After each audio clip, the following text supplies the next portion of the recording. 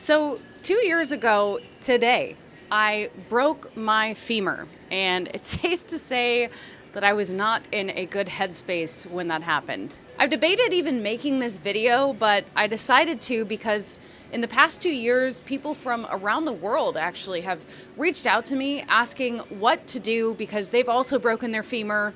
And beyond initial recovery stages, there isn't like a handbook or guide or tips to learn how to go from using a walker and trying to bend your knee again to actually doing the things that you love, like running.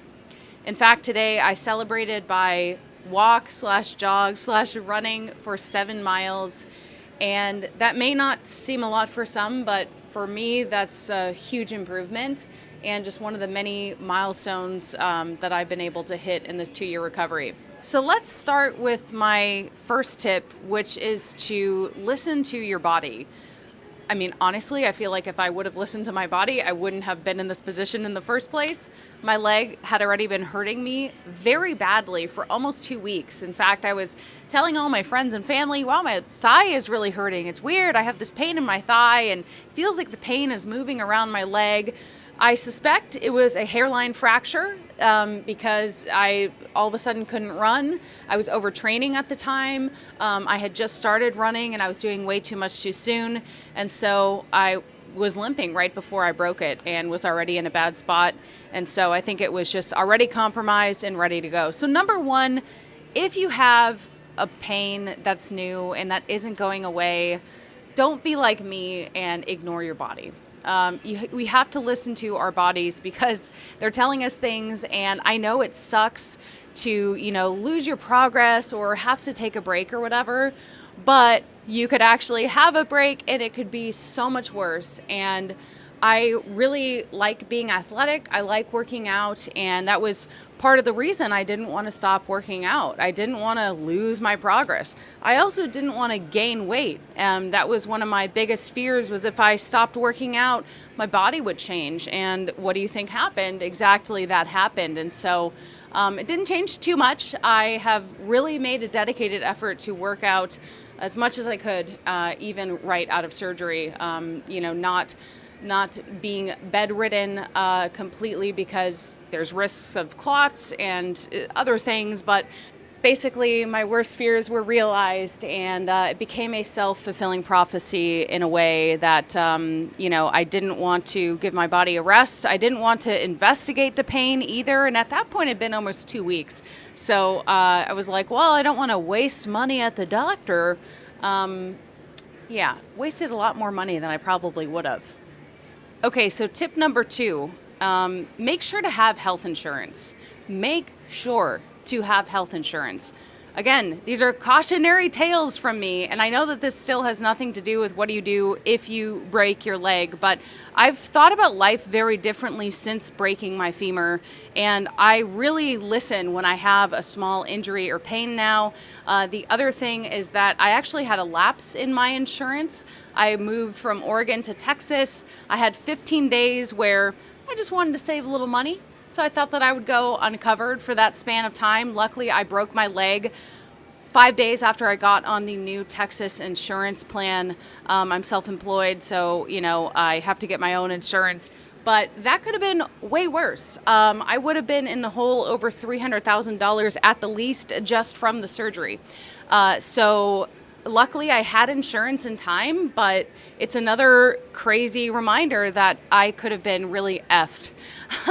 And so if you don't have insurance, literally do all you can. There are some, cheaper insurance options out there. And so investigate it. Don't be lazy and don't be cheap, because I'm telling you, you could go bankrupt otherwise. By the way, I was also extremely healthy, extremely athletic in my peak at the time of this. So, of course, I thought I'm healthy, nothing would happen to me, and it did. Okay, so with those out of the way, let's talk about breaking my femur, what that initial feeling was like, and how I got better. Everyone will be different, and, it's really interesting. I'm in a Facebook group with Broken Femur Victims Unite or something like that. And there's people that share that they're still limping 5 years later, or they use a cane every day, or they're still in pain every day. And so obviously not everyone's recovery is going to be the same. And, I can't guarantee that you'll be able to make as good of a recovery as me, but I do think that I have some guidance. Okay, so on March 5th, 2023, I had that leg pain that was ongoing. I decided to go bouldering with my friend who was visiting in Austin, and I was literally warming up on a boulder. We had only been there about 10 minutes, and I was grabbing up to get the hold. I didn't have a great grip on it, so I remember I grabbed up again. My body was kind of like sideways in a traverse position, and I slipped a little bit, and that slip and the force of that slip, I heard my leg snap while I was kind of still on the wall. So I heard 2 snaps, snap, snap, unmistakable. I mean, it sounds like tree branches snapping. And I was like, oh my God. Collapsed on the mats. It's just an indoor bouldering gym. So again, it was like the torque and the force of that little slip that I think ultimately took that hairline fracture and made it into a spiral mid-shaft femur fracture. So next thing I know, I cannot move. It was terrifying. I'm like, okay, how bad is this? And I feel this waving sensation. It's like all I can explain is it just felt like whoo, and I was crying and I was hysterical, and I asked my friend to just give me a hug in case I'm dying, because I didn't want to die alone. And I truly thought that I might be dying. I had no idea what was going on. I couldn't move. I wiggled my toes to see if I could do that. But my foot orientation, it felt like my foot was pointed up toward the ceiling like this, and it was not. It was flat. And so, when you break a femur, it distorts and disorients, I guess everything that was going on. So then, 911 was called, ambulance came, they wanted to give me fentanyl right off the bat. I said, no, I don't do drugs, which is true. I haven't drank since I was 15, so I really don't do any of that stuff. I also said that Little Peep died of fentanyl, so I'm terrified of it, which is also true. But after about 10 minutes of them trying to do the Tylenol IV drip, that was just not enough. And I took the fentanyl, and that really didn't take the pain away. And I remember on the ambulance ride, there was a big bump, and it was just screams after screams. And then I got to the hospital, and they had to move me onto the bed, and it was the most bloody murder screams. I honestly kind of wish it were recorded, because they were some pretty impressive screams. So I've never been in this much pain in my life, and I'm just fucking recording this. I don't even know why. But just to tell you that if you have pain, go get it checked out, and don't be a hero and stop pushing yourself, because this is what happens, and I'm gonna be okay. Pray that I'm gonna be okay. They tell me I'm gonna be okay. But I need to listen to my body and take care of myself and be smart and not worry about paying a little bit of money to get a knee looked at, or just to walk it off because it was compromised, and then this super crazy fluke thing happened, and I don't like this at all. But I have to trust, I have to surrender, I have to let go. I have to let go, and I have to surrender. And that's something that I've been struggling with now for months. And now I have to do it. Worst pain of my life. And so they did surgery the next day. I was really scared that I would die in surgery. I was really scared of the general anesthesia, which in hindsight is kind of funny because you don't remember anything. So yeah, and if you die, I guess you wouldn't remember it. So how bad could it be? But I remember telling, the nurse, please hold my hand. I'm scared I'm going to die. And I said, I'm getting really, really nervous. And they're like, oh, there's something we could give you for that. Shh. And they rolled me into the operating room, and there was music playing. And I'm like, am I going to need earplugs? And they all laughed at me. And then, I was gone. And they did the surgery. I woke up. I was trying to calculate how much time it had been. I felt fairly lucid. Who knows if I actually was. And and I had a rod in my leg, and I had a big bandage on my leg, and that changed my life forever.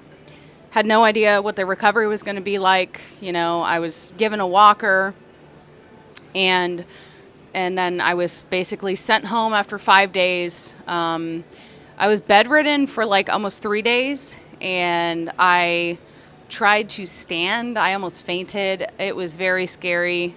And, just that feeling of almost fainting was like reigniting all of my fears about uncertainties with, what happened with the femur. And so that's one thing that I still struggle with today. Even 2 years later, I still struggle with, health uncertainties and maybe a little bit of PTSD and trauma. If there's turbulence on a plane, I'm way more reactive. If there's any sort of slight issue with my body or weird sensation, I'm hypervigilant and hyper aware and, scared of kind of the worst case scenario, catastrophizing. So that's something that I'm still working through 2 years later. I'd like to say it's gotten a little bit better, but, it's kind of sucks. I feel like I'm a lot, I don't know, I'm different, but I have conquered a lot of things. I'm climbing again. August of last year, I decided to go for it and get back into it. I absolutely love the sport. And so I've been climbing back on the big walls, lead climbing, top roping, all of that. And it's been great. And honestly, I'm back at a pretty good level. So I'm very proud of myself. I can run again. It's been a journey. It's been such a journey just to get here, and time really has helped things. But also, I think, a dedicated effort, and not being complacent and not giving up on myself. And so, there's stages of recovery. For a while, I really couldn't go up any stairs. I couldn't take a shower by myself. Could not bend the leg. Your leg is so swollen, and part of your physical therapy exercises is to put a towel around your leg and pull it in every day. And so I did that, and I really had this belief that I might never be able to bend my leg again fully, and I'm super flexible, and that didn't sit well with me. And so I've had some people message me about that, hey, I'm a month or 2 months out, and I can't bend my leg. And you have to keep diligent with your physical therapy, but it should come back. But it feels like it won't, and that's a really scary feeling. I remember, I would go and check the mail, and it would take me 35 minutes to use my walker, and there was a set of stairs, actually 2 sets of 3 steps, and I had to be really creative, getting on my butt and sliding around, and it really humbled me. It really, really humbled me, and it's I would notice uneven sidewalks and things that people who are maybe elderly or have less mobility have to deal with every day. And, I hope that it's given me the capacity to, love myself more and judge myself less. I wish I could say that was fully fixed. It's not. But I will say I feel like I give myself more grace than before. And if I do catch myself being really critical to me, I try to counter that and say, wait a second, you couldn't do this a few months ago, so let's not compare ourselves to what we were before we broke the femur. We weren't dealing with the same things. And so that can be a really hard, mental struggle. So some of the things that helped me early on in my recovery was definitely being diligent with the physical therapy homework. They give you exercises to do at home. Do it like it's your job. The more you do it, the sooner you'll get better.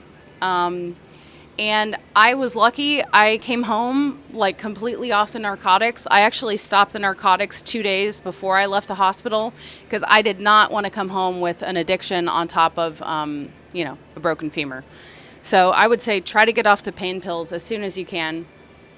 But everyone's different. And so this advice is, obviously not one size fits all. But I did take the muscle relaxers and then switched on the ibuprofen and the Tylenol a lot. I was using those a lot, and the pain would come and go, and some nights it would keep me up, and it was terrible. The Lovenox shots that you had to do twice a day in your stomach wasn't so much that the Lovenox shots were bad. It was the act of, stabbing yourself in the stomach. It was more the pain, the sting from the actual medicine. But I was like, I don't want to get a blood clot, so I'm going to keep doing this. And, I guess when things get hard now, it does help a little bit to reflect and look at how bad it was then and how far I've come. And so, try to get off the pain meds as soon as possible. One of the things that also happened to me is that I was taking so much ibuprofen that all of a sudden I had like terrible, like weird tightening pain. I called the nurse. I thought I may be having a heart attack. I was really scared of like pulmonary embolism and just all that stuff was circling in my mind. Turned out that I actually did have esophagitis, I think it was called. Basically, like the lining of my esophagus was so inflamed from way too much ibuprofen. And so that could happen to you, and it's a very scary thing. And I didn't want to, go back to the hospital, but basically I really cooled it after that. And so that's one thing to keep in mind if you do go that route. So other than the physical therapy exercises, there's other things that you can do that are very low impact. I'm not a huge fan of like the pool and swimming, but I specifically got a gym that had a pool so that I could do low impact exercises and swimming in the pool. That really helped. After that, I was able to start doing gentle bike riding. And for a while, like I couldn't even do a full rotation on the bike because like my knee wouldn't bend enough. It was crazy. I was like, how can I not like rotate my leg on a bike? Anyway, that went away. So I was able to do some gentle bike riding. I probably took my recovery a little faster than I should have.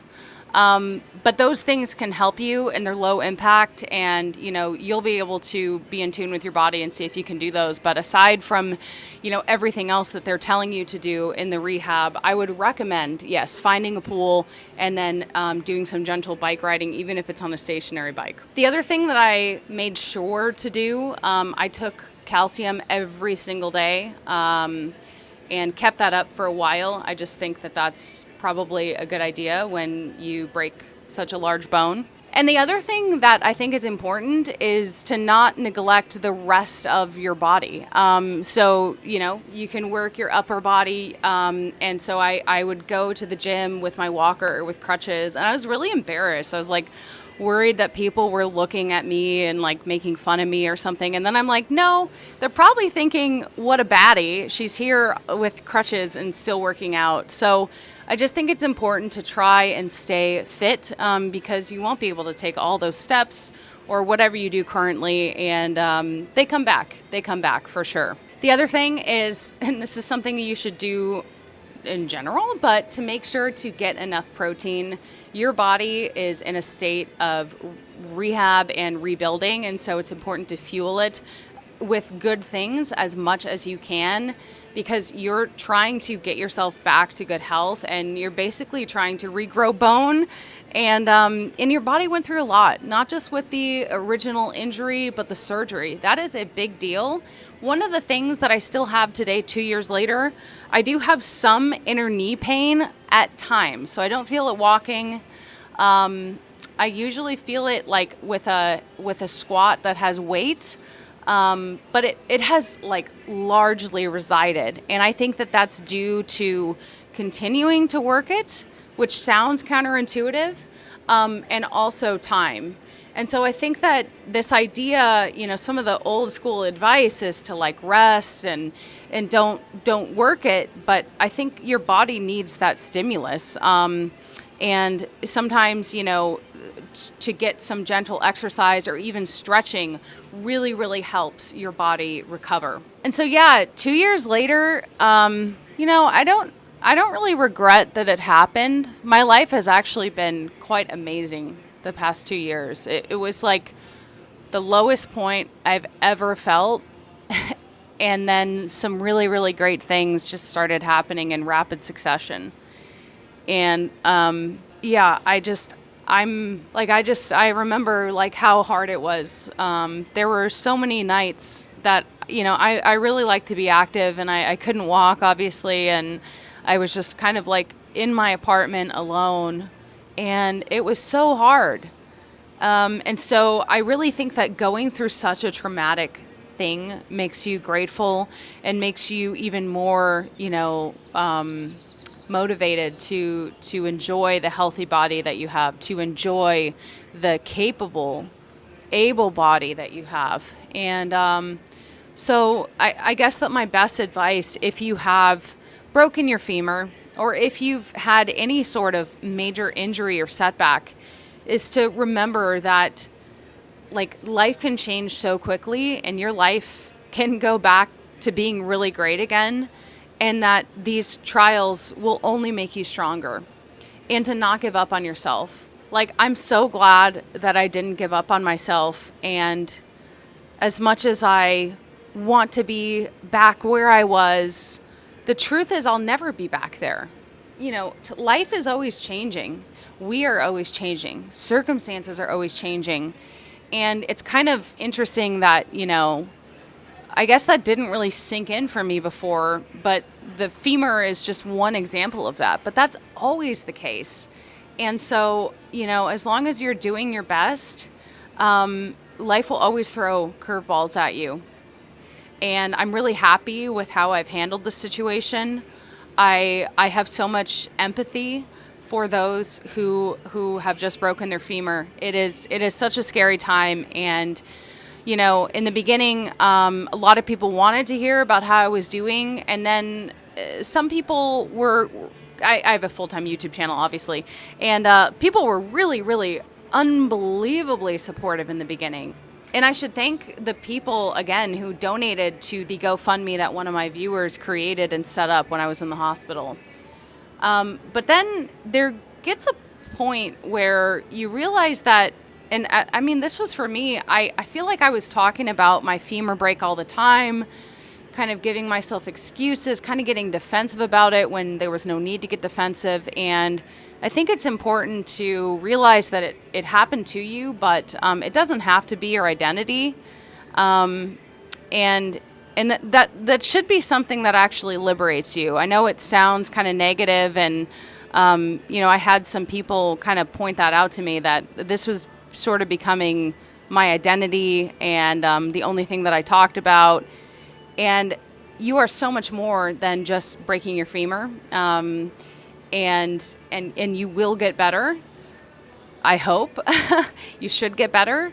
And so it's important to, not let this injury dictate your life. I don't know. I probably didn't say that very well, but basically it's like, I feel like it's important to not relive the trauma every single day and kind of have this almost like hold you back mentally, or make you feel less than. Maybe that's a better way to put it. Because I feel like, and it's weird. There was a point where I would think about the break every single day. Like, I would replay the break in my head.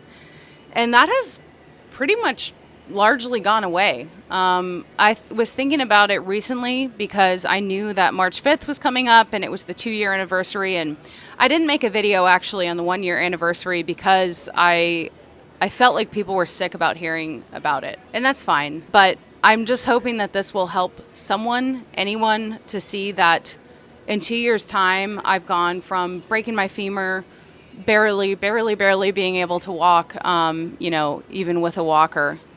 And now I can go on a 7-mile run/walk. I do not run for the whole thing, but I ran a pretty good amount. I can hip thrust 300 pounds again. I can sport climb, and climb an 11D. I can do a lot more than I expected to do at this point. And so whatever you're missing or whatever you're not able to do right now, time will change things. I hope it's for the better. I can't make any promises because everyone's situation is different. But for the most part, technology and medicine has gotten so good. I am so grateful that I broke my femur in 2023. I had an amazing surgeon, and this titanium rod is going to be with me for life. And so I would just try to remember, don't give up on yourself. Get a good support system. Remember that time time will make things better, even just mentally. That's a huge part of this. And I just have to say, I'm really grateful to be alive. I'm grateful for, my body still being healthy for the greatest outcome I really could expect with this type of injury. And yeah, I don't know if this helped you, but thanks so much for watching and for supporting my channel. I think it's time to stop letting everyone know if I do something that's physical and they say good job, to not have to back that up with, well, I broke my femur, right? And so I guess, I'm proud of myself. Feels weird to say, it feels even hard to accept, but I really am glad that I worked really hard, and it will take work. It will take work, but you have to keep going. I think that your dedication to your recovery will very much influence the outcome. So I hope that this helps you. I'm always available if you have any questions and you just recently broke your femur. You can check on my Instagram or email me, because I would like to help people. When I first broke my femur, I reached out to a bunch of people asking them, for help and guidance, and it will get better. It will get better.